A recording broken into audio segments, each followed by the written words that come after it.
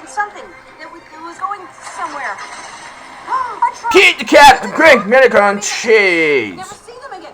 No. What happened to the two? I know they're good friends of yours, but a truck is kind of a tall order. Yeah, Hey there! Are you ready for today's story?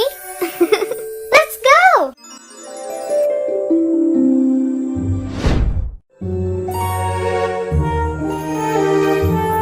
My bedtime stories.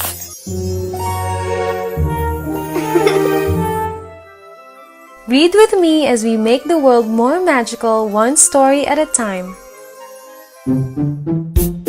Pete the Cat, The Great Leprechaun Chase by James Dean.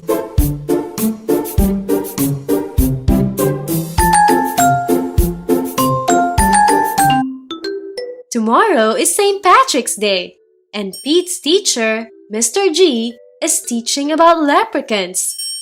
The only time you can catch one is on St. Patrick's Day. A leprechaun will bring you good luck, Mr. G says. Now everyone in class wants a leprechaun.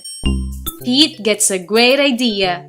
He will open a leprechaun catching business. St. Patrick's Day comes and Pete gathers some supplies. He hangs a sign above his stand.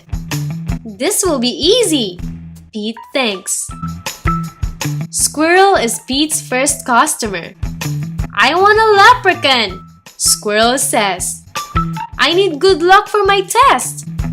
Cool, I'm on it, says Pete.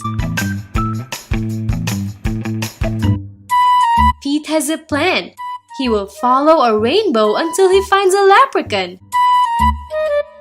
Finally, Pete arrives at the end of the rainbow and finds Clover the leprechaun next to a pot of gold. Pete sneaks up behind Clover.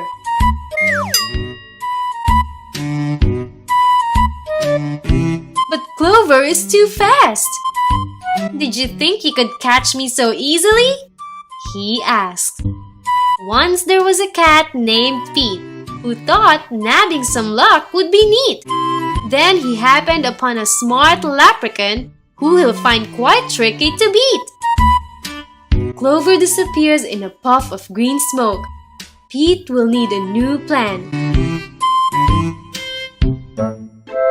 That afternoon, Gus visits Pete's lucky leprechaun catchers. I want a leprechaun, Gus says. I need good luck for my band recital.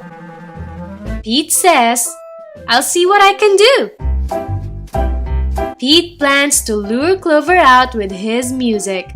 He plays a jaunty song on his guitar. Before long, Clover dances over to Pete. Just a little closer, Pete thinks. Suddenly, Clover starts spinning around Pete. Round and round, Clover goes faster and faster. Oh no! Clover wraps up Pete with a rope! Pete has finally met his match. A crafty leprechaun he just can't catch. He'll never win! He better give in, or find something else to snatch.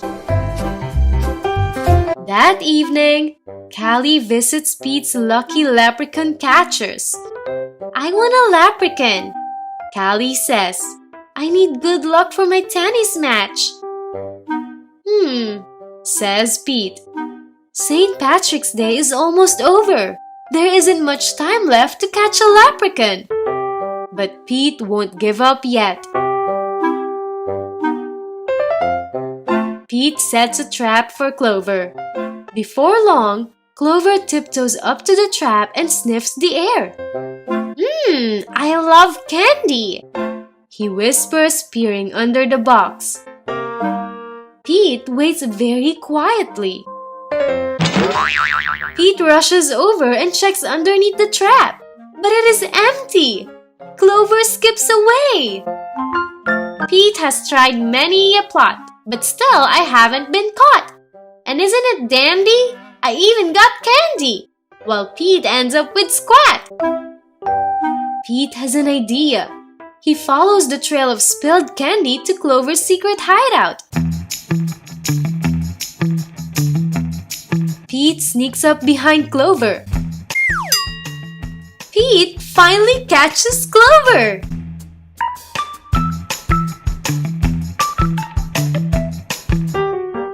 Why do you want me? Clover asked. I'm helping my friends who need some extra luck, Pete says. Luck doesn't come from having a leprechaun, says Clover. You and your friends have each other. That already makes you as lucky as can be. Could Clover be right? Pete is one very lucky cat. A lucky cat doesn't need a lucky leprechaun. He lets Clover go.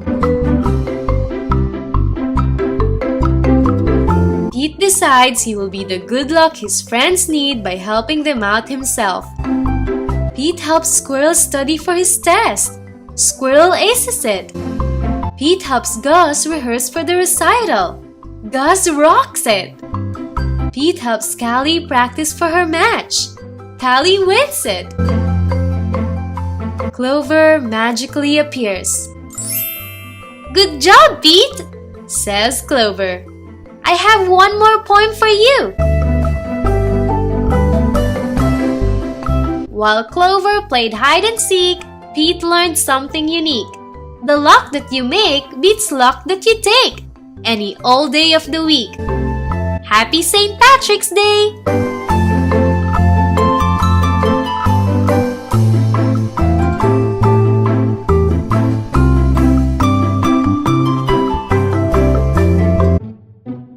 Thank you so much for staying and reading with me until the end. Please give this a thumbs up if you enjoyed this and share it with your friends so we can all read along together. See you on our next one. Bye!